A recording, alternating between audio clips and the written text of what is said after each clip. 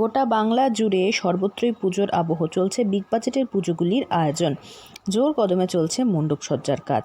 আলিপুরদুয়ার জেলার মধ্যে মশলাপট্টির পুজো অন্যতম বিখ্যাত পুজো। মূলত মণ্ডপ এখানে পিতলের কিছু কাজ আছে, আর সেখানে লোহার স্ট্রাকচার এবং বাঁশের স্ট্রাকচার উপরেই কাজ হচ্ছে।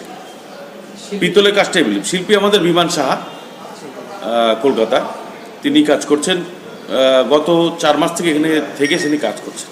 উদ্বোধন প্রতিবার তো আমাদের মাননীয় মুখ্যমন্ত্রী মমতা বন্দ্যোপাধ্যায় উদ্বোধন করেন। সেই ডেটটা আমাদের এখনো কনফার্ম হয়নি, সম্ভবত মহালয়ার দিন কিংবা মহালয়ের পরের দিনই হওয়ার কথা। এই মশলাপট্টি স্পোর্টিং ক্লাবটি ফালাকাটায় অবস্থিত। এবছর এই পুজোয় থাকছে নতুনত্ব। তাদের এবারের থিম সমাহারে সমারোহ। পিতলের জিনিস দিয়ে তৈরি হবে মণ্ডপ সজ্জা। জানা গিয়েছে প্যান্ডেলের ভেতরে 2টি দেবী দুর্গার মুখমণ্ডল থাকবে, যা প্রায় 1.5 লক্ষ বেলপাতা আকারে পেতল দিয়ে তৈরি করা হবে। ভেতরের পরিবেশ আলো এবং বিভিন্ন জিনিসের সাহায্যে মায়াবী করে তোলা হবে। এছাড়াও প্যান্ডেলে থাকবে কয়েক হাজার মাটির প্রদীপ। প্যান্ডেলে 2টি বড় হাতির মূর্তি এবং সামনে বড় সুদৃশ্য ঝাড়বাতিও থাকবে।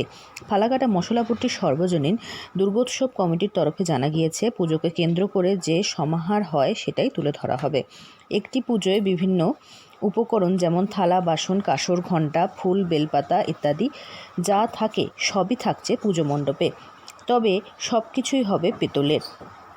প্রত্যেকবারই একাধিক পুরস্কার পেয়ে থাকে এই পুজোটি। এবারেও তা পরিবর্তিত হবে না বলে মনে করছেন উদ্যোক্তারা।